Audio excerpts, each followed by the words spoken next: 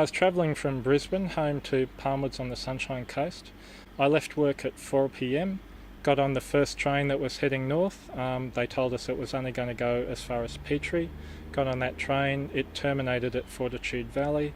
We then waited at Fortitude Valley for about 20 minutes before another train was brought through which carried us through to Petrie. We arrived at Petrie just after 6. We received information that trains had stopped running north of Petrie due to a washout and also south of Petrie. We were waiting there for around 3 hours. People were just milling around, most of them standing. It was raining off and on. A lot of us were wet, a lot of us were using umbrellas and raincoats, and waiting to find out what was going to eventuate or how we could get home. A train pulled in at our platform, unloaded some people.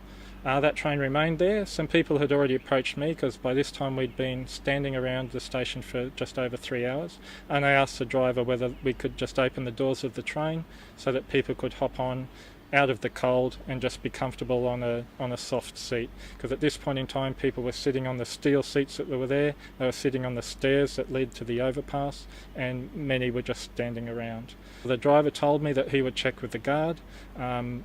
I realised that probably wasn't going to happen, so I went straight down to the office and asked them at the office there if they could open the train, and the lady there was insistent that under no circumstances could they open the train doors to let the cold, wet, tired, hungry people onto the train. 5 minutes after I had asked for that train reversed out of the platform and parked 100 metres south of the platform on a passing loop. I could see the lights on, I could see the driver inside. It was an utter and absolute disgrace. Apologies were made over the intercom system. They were recorded apologies. I mean, an apology after 3.5 hours to hear a recorded apology has no sincerity value whatsoever. And people were yelling out, "We don't accept it," when the announcements were made. So by then people were pretty angry. Buses were arranged. The first bus arrived at 10:25 p.m. Of course there was a crowd to get onto that bus, and I think about 70 or so passengers got on. People weren't allowed to stand on that bus, and so that bus left. After that bus left, we were informed that trains would be running again. People then all lined up along the platform to wait for a train. But about an hour later, I think 11:15, 3 buses arrived at the bus parking bays, and we were told that no trains would not be running any further north due to the washouts, and that we would be catching buses through to Caboolture. It wasn't until we had just boarded the bus at 11:20 at night that the driver came up and said, "Oh, by the way, I've been told I can't go north past Caboolture, and there are no services or nothing available for passengers north of Caboolture." Very few people had phones by that time. Most of our batteries had died hours earlier. So communication was a problem. People were borrowing phones, to make calls where they could. My wife tried to contact me during this period. She rang Nambour Railway Station. She got a recorded message from Queensland Rail.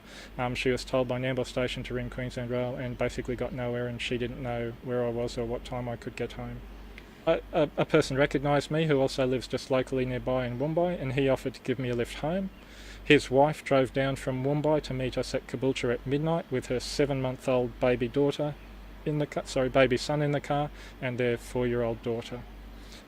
They gave me a lift home. We arrived at Caboolture at 10 past midnight, and we went straight to their car and drove home, and I walked in my door right on the dot of 1 a.m.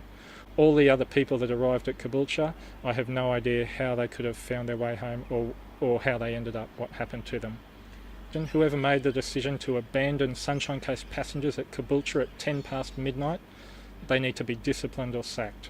It's absolutely appalling that they should do that to the people of the Sunshine Coast, people who have paid for their fares. They have a duty of care to these people. TransLink, in their response to me, claimed that it was their duty of care not to send the trains further forward. They could have used buses. The lady with the 7-month-old baby in the car and her 4-year-old daughter drove down. It took her 5 hours to get there because they were stopped at the floods. Many more people's lives were endangered by their actions. People understood that there were extreme weather. People understood that there were washouts and the trains couldn't run. Most of the people were very calm. They were very calm for 5.5 hours.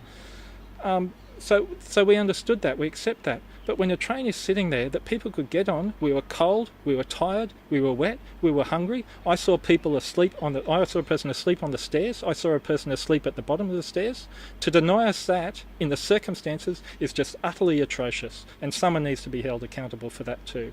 That's the first point. The second point I want to make is our abandonment at Caboolture. Whoever made that decision needs to be held accountable. We were fair paying customers. They have a duty of care to us to get us home. The fact that at midnight we know that buses could have headed north and could have ferried people home, why they abrogated their responsibility and who allowed that to happen needs to be looked at. I am insisting on a meeting with the Transport Minister Jackie Trad and with the head of Translink and with the head of Queensland Rail to resolve these issues so that they never ever happen again to the people of the Sunshine Coast.